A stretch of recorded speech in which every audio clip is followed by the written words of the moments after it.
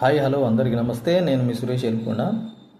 ప్రతి ఒక్కరు కూడా ల్యాండ్ కొనుట్ల వెనకబడిపోతున్నారు. మన తెలంగాణ ఆంధ్ర రాష్ట్రాల వాళ్ళు మాత్రమే. ఇతర రాష్ట్రాల వాళ్ళు మంచిగా కొనుక్కుంటున్నారు. వాళ్ళు ఎంతవరకు ఉంటే అంతవరకు కొంటున్నారు. మన వాళ్ళు అసలు కొంటలేరు. ఏమైందో మరి నాకైతే తెలియదు.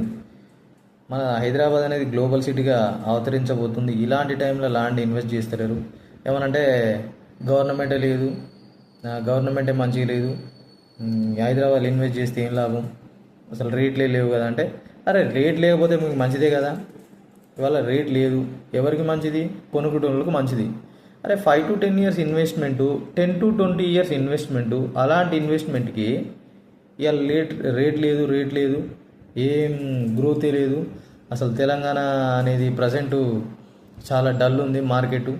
మార్కెట్తోనే పని ఇన్వెస్ట్ చేయనీకి. 5 to 10 years investment, 10 to 20 years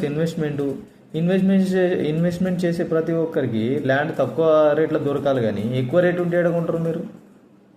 మెయిన్గా తెలుగులకే ఉన్నది ఈ డౌట్ తప్ప ఇతర రాష్ట్రాల వాళ్ళకి లేదు. మా ప్రాజెక్టుల దగ్గర 60-70% ఇతర రాష్ట్రాల వాళ్ళే ఉన్నారు. 40 to 30% తెలుగు వాళ్ళు ఉన్నారు. మన వాళ్ళకి అవేర్నెస్ లేదో ఉందో నాకైతే తెలుస్తలేదు, కానీ రానున్న 5 to 10 yearsలో మాత్రం తెలంగాణ ఒక గ్లోబల్ సిటీగా అవతరించబోతుంది.